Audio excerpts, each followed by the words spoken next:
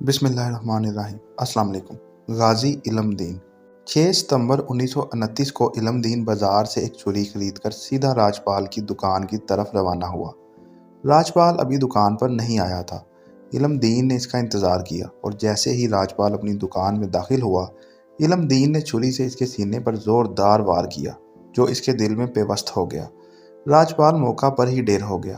Police ने इसे गिरफ्तार कर लिया और इस पर कत्ल का मुकदमा दर्ज करके केस चलाया गया। अल्लामा इकबाल की दरख्वास्त पर कायदे आज़म मोहम्मद अली जिन्नाह ने इल्म दीन का मुकदमा लड़ा। कायदे आज़म ने एक मौका पर इल्म दीन से कहा कि वो जुर्म का इकरार न करे। गाजी इल्म दीन ने कहा कि मैं ये कैसे कह दूं कि मैंने ये कत्ल नहीं किया, मुझे इस कत्ल पर नदामत नहीं बल्कि फ़ख्र है। कोर्ट ने इल्म दीन को सजाए मौत दी। कायदे आज़म मोहम्मद अली जिन्नाह लिबरल तस्वर किए जाते थे और इस वक्त हिंदू मुस्लिम इत्तेहाद के बहुत बड़े हामी थे। हिंदू अखबारात ने इन पर कड़ी तनकीद की, लेकिन कायदे आज़म ने इस तनकीद को रद्द करते हुए कहा, मुसलमानों के लिए हुजूर अकरम सल्लल्लाहु अलैहि वसल्लम की ज़ात मुबारका हर चीज़ से बढ़कर है। 31 अक्टूबर 1929 गाजी इल्म दीन शहीद की सजाए मौत पर अमल दरामद का दिन था।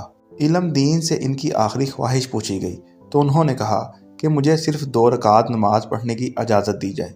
गाजी इल्म दीन को जब फांसी गार्ड पर लाया गया और जब फंदा इनके गर्दन में डाला गया तो उसने वहां मौजूद लोगों से कहा, ऐ लोगों, गवाह रहना, मैंने राजपाल को नबी करीम सल्लल्लाहु अलैहि वसल्लम की शान में गुस्ताखी करने पर वास्ले जहन्नुम किया है। आज मैं आप सबके सामने कलमा तैयबा का विर्द करके हुर्मते रसूल सल्लल्लाहु अलैहि वसल्लम पर अपनी जान निछावर कर रहा हूँ।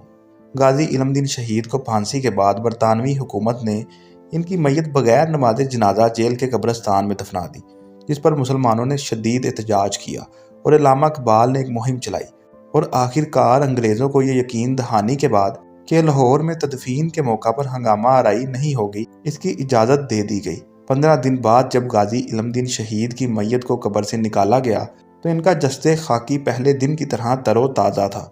इल्म दीन शहीद के वालिद ने अल्लामा इकबाल से इल्म दीन की नमाज जनाजा पढ़ाने की दरख्वास्त की, जिस पर अल्लामा इकबाल ने इनसे कहा कि वो बहुत गुनाहगार इंसान है, इसलिए इतने बड़े शहीद की नमाज जनाजा वो नहीं पढ़ा सकते।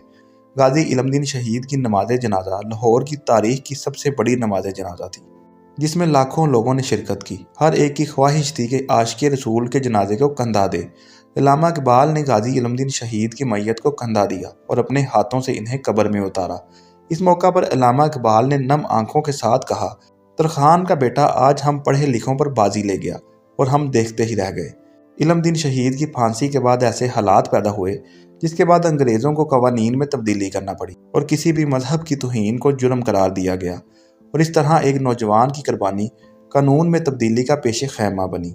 आज़ादी पाकिस्तान के बाद तौहीन रसालत के कानून को पाकिस्तान पीनल कोड का हिस्सा बनाया गया और 1982 में उस वक्त के सदर जनरल ज़िया-उल हक ने इस कानून में तरमीम करते हुए कुरान करीम की तौहीन की सज़ा उम्र कैद, जबकि हुजूर अकरम सल्लल्लाहु अलैहि वसल्लम की तौहीन की कम अज़ कम सज़ा मौत रखी।